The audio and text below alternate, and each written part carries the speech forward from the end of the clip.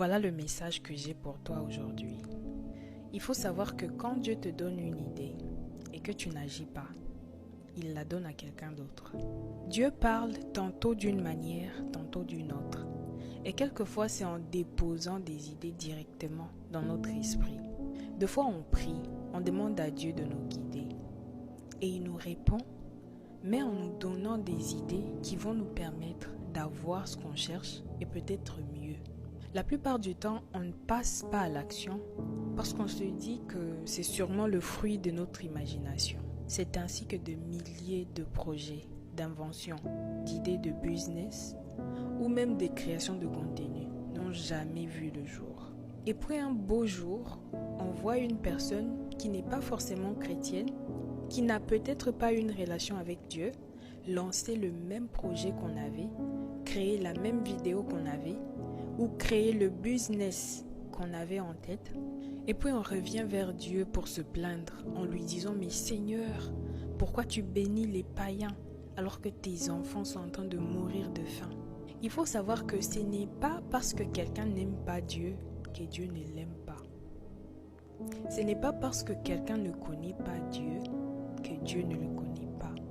Nous sommes tous ses enfants. Il nous aime de la même façon et il donne à qui il veut. Si ceux qui se considèrent être ses enfants ne l'écoutent pas, il va utiliser d'autres enfants pour faire sa volonté. Rappelez-vous de l'histoire que Jésus avait donnée dans Matthieu 21, du verset 28 au verset 31. C'était l'histoire d'un père qui avait demandé à ses deux fils d'aller travailler à sa vigne. Le premier avait accepté, mais n'est pas parti. Le deuxième avait refusé, mais il a fini par faire ce que son père lui avait demandé de faire. Jésus leur avait demandé, qui entre les deux a fait la volonté de son père? C'est la question que je te pose aujourd'hui. Sache que la destinée de beaucoup de personnes est liée à cette idée que Dieu a mis dans ta tête. Sache que Dieu ne va pas laisser ses enfants au chômage parce que tu as refusé de créer ce business. Il ne va pas laisser ses enfants mourir de faim parce que tu refuses de lancer ce projet. Il ne va pas laisser ses enfants moisir dans la dépression parce que tu refuses de filmer cette vidéo. Si tu ne fais rien, il va utiliser quelqu'un d'autre pour le faire. Tu n'as pas à tout comprendre avant de te lancer.